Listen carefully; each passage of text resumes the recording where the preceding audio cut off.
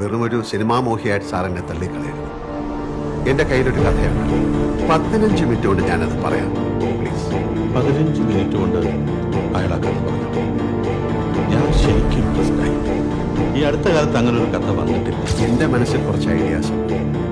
പക്ഷെ കുറച്ച് വിവരങ്ങൾ കൂടി കിട്ടിയാലേ എനിക്കത് വർക്ക് ചെയ്തെടുക്കാം. സാർ എനിക്കൊരു ഉപകാരം ചെയ്യും. ഈ കഥ നടക്കുന്ന ഇടുക്കിയിലല്ലേ? ശരിക്കും ഇതുപോലൊരു അസ്ഥികൂടം അവിടെ നിന്ന് കണ്ടെത്തിയാൽ എന്താ പോലീസ് പ്രൊസീജിയേഴ്സ് എന്ന് ഒന്ന് അന്വേഷിച്ചു തരാം. അയാൾ ആവശ്യപ്പെട്ടതുപോലെ എൻ്റെ പരിചയത്തിലുള്ള ഒരു ഉയർന്ന പോലീസ് ഉദ്യോഗസ്ഥന്റെ സഹായത്തോടെ ആ വിവരങ്ങൾ ഞാൻ ശേഖരിച്ചു. ആ വിവരങ്ങളുടെ അടിസ്ഥാനത്തിൽ ഒരു ഓൾട്ടർനേറ്റീവ് ക്ലൈമാക്സ് ജോർജ് കുട്ടി എന്നോട് പറഞ്ഞു. പക്ഷേ ആ ക്ലൈമാക്സിലെ ചില റിസ്കി എലമെന്റ്സ് ഞാൻ ചൂണ്ടിക്കാണിച്ചപ്പോൾ ജോർജ് കുട്ടി തന്നെ അത് വേണ്ടാന്ന് വെച്ചു.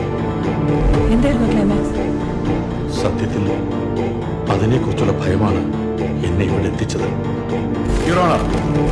എന്റെ സുഹൃത്തും സഹപ്രവർത്തകരുമായ അഡ്വക്കേറ്റ് രേണുക അവരുടെ ബാവറിയിൽ കൺസീവ്. ഇവിടെ എന്താണ് സംഭവിക്കുന്നതെന്ന് എനിക്ക് മനസ്സിലാവുന്നു. ആസ് പെർ DNA റിപ്പോർട്ട് ഈ സ്കെലിറ്റൻ വരേണ്ടതല്ല.